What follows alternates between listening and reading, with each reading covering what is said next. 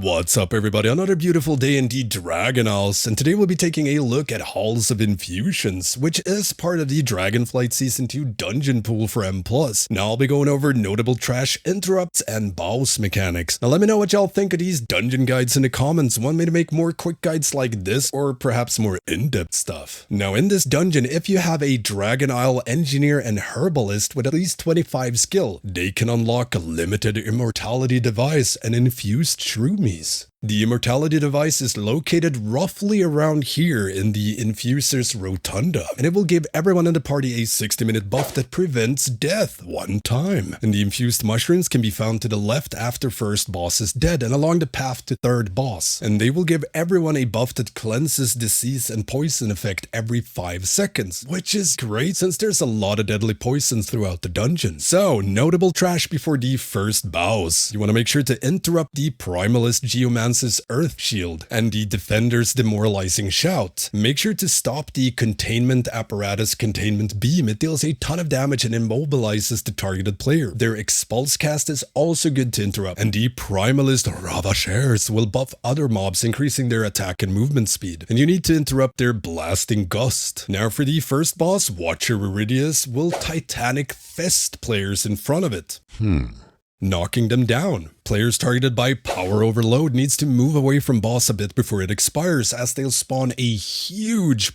power field, and this debuff lasts for 6 seconds and it is dispellable, and the power field they drop lasts for 15 seconds and hurt, so move out. You want to dodge these Spark Volley swirls that spawns, they deal damage and they leave a dispellable dot, or just dodge for it. Static Surge, interruptible channel, make sure to interrupt. When the boss runs into the middle and casts Ablative Barrier, you need to kill 3 Nullification Device adds that spawns, and you want to kill them on top of the boss so their on-death pulse hits the boss to remove the Ablative Barrier. And this AoE deals a ton of damage and silences players' hit. And during the Ablative Barrier, boss is immune to damage and stacks up nature damage increase every second. The adds will also rando blast targets, dealing damage and leaves a stacking dot, which is dispellable. Now after the first boss is dead, if you take the longer route to the left, you'll be able to get some magic mushrooms. Man. So notable trash before Frogger boss, make sure to interrupt the Primalist Shock Trooper's elemental focus so their lightning blast doesn't become a chain lightning instead. There's also stealth mobs around that will cheap shot the first target they get in combat with, so tanks and healers beware. And you want to interrupt the Dazzling Dragonfly's Dazzle, which is a frontal disorient, can be outranged and sidestepped as well. These small swoglet mobs will stack up swag toxins on players, and at 10 stacks, you die.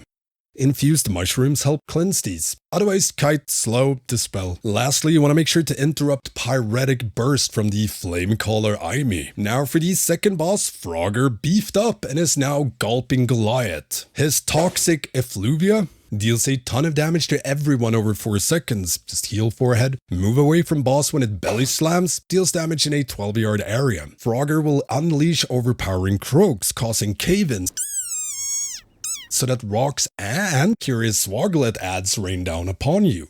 Falling rocks are bad, avoid the swirls. These baby swoglets fixates and nibbles on random players' feet, applying swag toxin. And again at 10 stacks, you instantly die. Now on top of this, boss will try to eat players and swoglets alike. If successful, players take a ton of damage and gain 3 stacks of swag toxin. If the boss eats nothing, it gets hangry, increasing its damage by 50% for 1 minute in this stacks. And on Mythic, you can't soothe this, so it's got a nom. And all along the river bends. After the boss, you'll be able to get a few more shrooms as you move towards the third boss. And notable trash before that, you want to interrupt the Primalist Rumbling Earth. Very annoying AoE stun.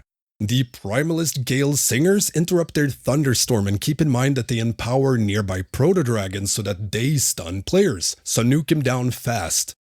Then you have the third boss. When this boss casts Hailstorm, you need to hide behind one of these ice blocks. Each ice block can take a total of 2 hailstorms before exploding in a 12-yard area around it. If there's a crack in the ice block, it will blow up when it blocks Hailstorm. You can still use it to avoid Hailstorm, just be 12 yards behind the block rather than right next to it, or you die. You also want to make sure to dodge the circle spawned by Glacial Surge, 3 stages going from boss and out. On Mythic, boss will also throw frosty cyclones towards random players' location that deals a ton of damage and knocks you back, but more importantly, they deal damage to ice blocks as well and cracks them, so avoid being next to an ice block when you're not blocking Hailstorm. And healers, make sure to dispel frost-shocked players. They be slow, yo. Moving on, notable trash before the last boss. Well, it's the Gauntlet and the Aqua Rager. The goal is to keep pushing towards the end of the bridge while dodging waves and getting swarmed by adds. The Aqua Rager will enrage, which is suitable, and at 20% it will cast Tidal Divergence, which you have to interrupt or it splits into 4 small adds. You want to pull Infuser, Saria at the end of the bridge to stop mobs from spawning, and you want to make sure to interrupt her Aqueous Barrier. And for the last boss, the Primal Tsunami, boss spawns tons of water globules which deals damage when they spawn, and deals a massive amount of damage if you cuddle with them, and these globs explodes after around 11 seconds, dealing damage in a 10-yard area. He also slaps the party with Tempest Fury, dealing a ton of damage. Just heal, Floorhead. The Tsunami Tank Slap deals a ton of frost damage and knocks the tank away, followed by Focus Deluge, which deals frost damage over 5 seconds. And if the boss is unable to attack anyone in melee, it AoEs the entire party. And after a bit, boss traps every player in a bubble,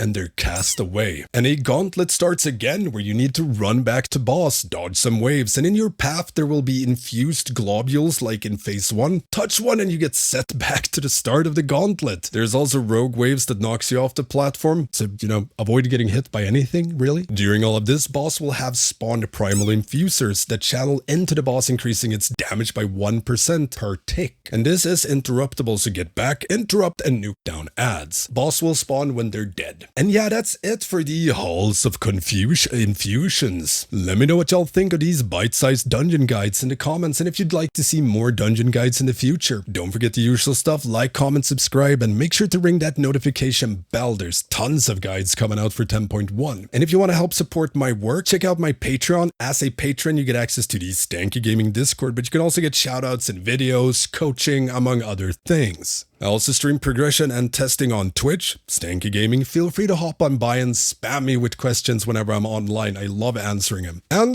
yeah, thank you all for watching, and I will see you next time.